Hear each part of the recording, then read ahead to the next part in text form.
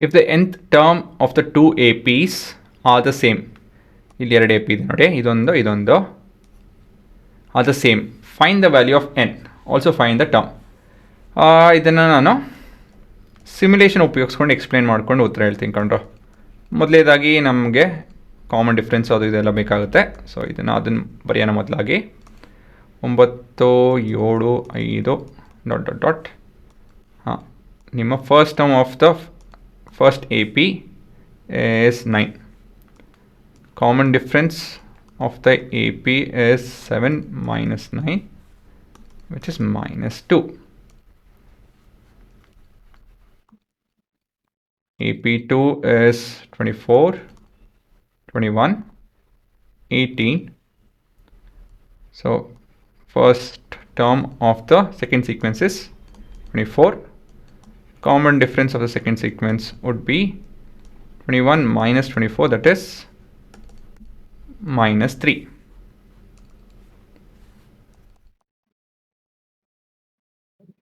Given. ಹಾಂ, ಇಲ್ಲಿ ಏನು ಹೇಳ್ತಾ ಇದ್ದಾರೆ ಅಂತ ಹೇಳಿ ಅದನ್ನು ನಾನು ಈ ಥರ ಇದರಲ್ಲಿ ಸಿಮ್ಯುಲೇಷನ್ ಮಾಡಿ ನೋಡ್ತೀನಿ ನಾನು ನಿಮಗೆ. ಏನಂಥೇಳಿ ಅರ್ಥ ಮಾಡಿಸೋದು ಕಷ್ಟ. ಮೊದಲೇ ಸೀಕ್ವೆನ್ಸ್ ಏನು ಹುಡುಗ್ರ 9 ಇದೆ. ಕಾಮನ್ ಡಿಫ್ರೆನ್ಸ್ ಬಂದು -2. ಒಂದು 50 ಟರ್ಮ್ ಜನ್ರೇಟ್ ಮಾಡೋಣ. ಇದು ಕಾಪಿ ಪೇಸ್ಟ್ ಮಾಡಿಕೊಂಡು ಮುಂದುವರಿಯೋಣ. ಕಾಪಿ ಇಲ್ಲಿ ಕೆಳಗೆ ಪೇಸ್ಟ್ ಮಾಡೋಣ. ಇಲ್ಲೇ ಮಾಡ್ತೀನಿ.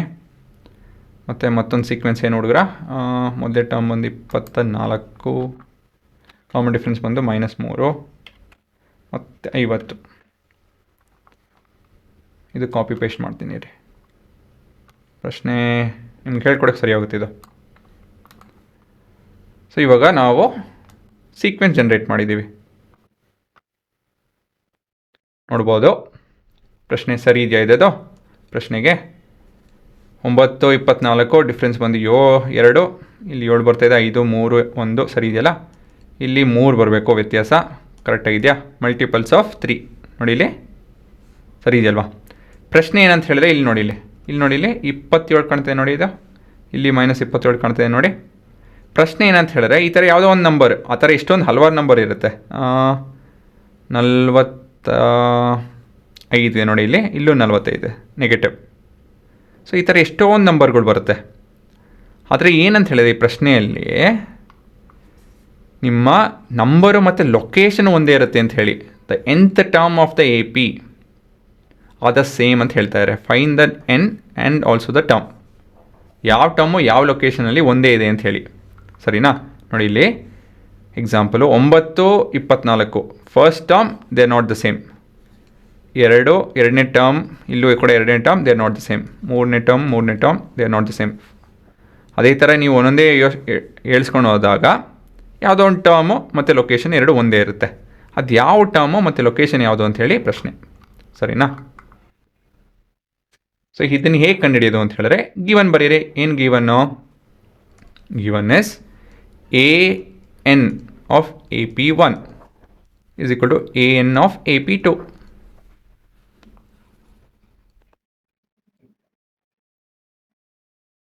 ಅಲ್ವಾ? ಸೊ AN ಫಾರ್ಮುಲಾ ಏನು? AN is equal to A plus N minus 1 into D. ಇವಾಗ A plus N minus 1 into D of AP1 direct formula substitute, formula ಅಲ್ಲ ವ್ಯಾಲ್ಯೂ ಸಬ್ಸ್ಟಿಟ್ಯೂಟ್ ಮಾಡ್ತೀನಿ. A plus N minus 1 into common difference 2 is equal to A plus N minus 1 into common difference is -3. So 9 minus 2n plus 2 is equal to 24 minus 3n plus 3. ಇದು simplify ಮಾಡ್ತು ಅಂದರೆ ಅದೇ ಉತ್ತರ.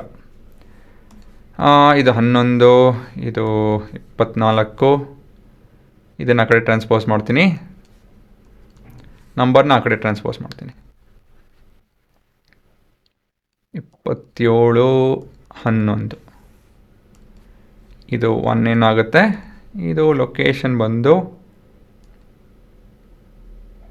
ಎಂಥದ್ದು, ಸರಿ 16 16 16. ಗೊತ್ತಾಯ್ತಾ? ಅಂತ ಹೇಳಿದ್ರೆ 16ನೇ ಲೊಕೇಶನ್ನಲ್ಲಿ ಯಾವುದೊಂದು ವ್ಯಾಲ್ಯೂ ಬರುತ್ತೆ. ಆಫ್ ಎ ಪಿ 1 ಮಾಡ್ತೀನಿ.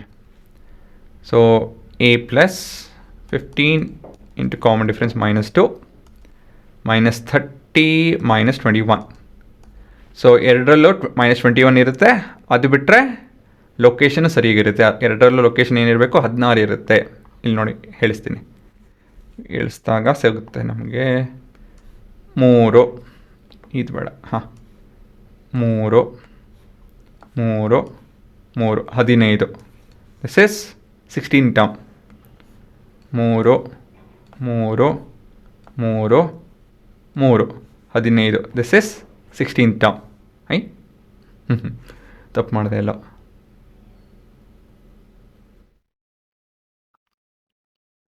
ಟ್ವೆಂಟಿ 1 ಬರಬೇಕು. ಎಲ್ಲಿ ತಪ್ಪು ಮಾಡಿದೆ? ಸರಿ 16th ಅಲ್ಲ 21st. 16th ಯಾಕೆ ಮಾಡಿದೆ ನಾನು? ತಪ್ಪಾಯ್ತು ಹುಡುಗರ. 16th ಅಲ್ಲ ಇದು? ಹಾಂ 16th. ಓಹ್ ಎಲ್ಲ ಹಾಳು ಮಾಡಿದೆ. ಸರಿ ಹೋಯ್ತು. ಹಾಂ ಬರಬೇಕಲ್ಲ 16 ಟರ್ಮು. 1 2 3 4. ಓಹ್ ಇದು 4. ಇದು ಇನ್ನೊಂದು 3 ತೊಗೊಬೇಕು ನಾನು. 16 ಸರಿಗೆ ಹೇಳ್ಸಿಲ್ಲ ಕಂಡ್ರು ನಾನು. ಇದು 4 ಐತೆ. ಇದು ಇನ್ನೂ 3. ಇದು 15 ಟರ್ಮು. ಇನ್ನೂ 3. ಇದು 15 ಟರ್ಮ್. ಇಲ್ಲಿ ನೋಡ್ಬೋದು ನೋಡಿ. ಇದು 16 ಟರ್ಮು. ಇದು 16ನೇ ಟರ್ಮು. 2 21 ಇದೆ. -21 ಇದೆ ಅಲ್ವಾ? ಇದು ಎರೇಸ್ ಮಾಡ್ತೀನಿ ರೀ, ಕಾಣುತ್ತೆ ಕ್ಲೀನಾಗೆ. -21 -21 ಅದೇ ಉತ್ತರ. ಗೊತ್ತಾಯ್ತಾ? This are all 15 term. This is A1. This is A15. ಇದು ಕೂಡ A15. This is your A1. So ಹಾಗಾಗಿ ಇದೇನಾಗುತ್ತೆ? ಇದು ದಿಸ್ ಇಸ್ A16. ಇದು ಕೂಡ A16 ಆಗುತ್ತೆ. ಸರಿನಾ? ಸೊ ಅದೇ ನಿಮ್ಮ ಉತ್ತರ.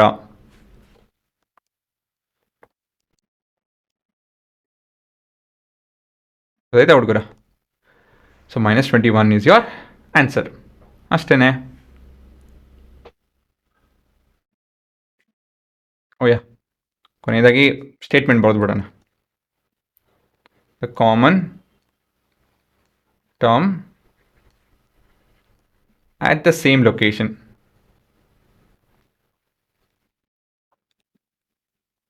is A16 is equal to -21.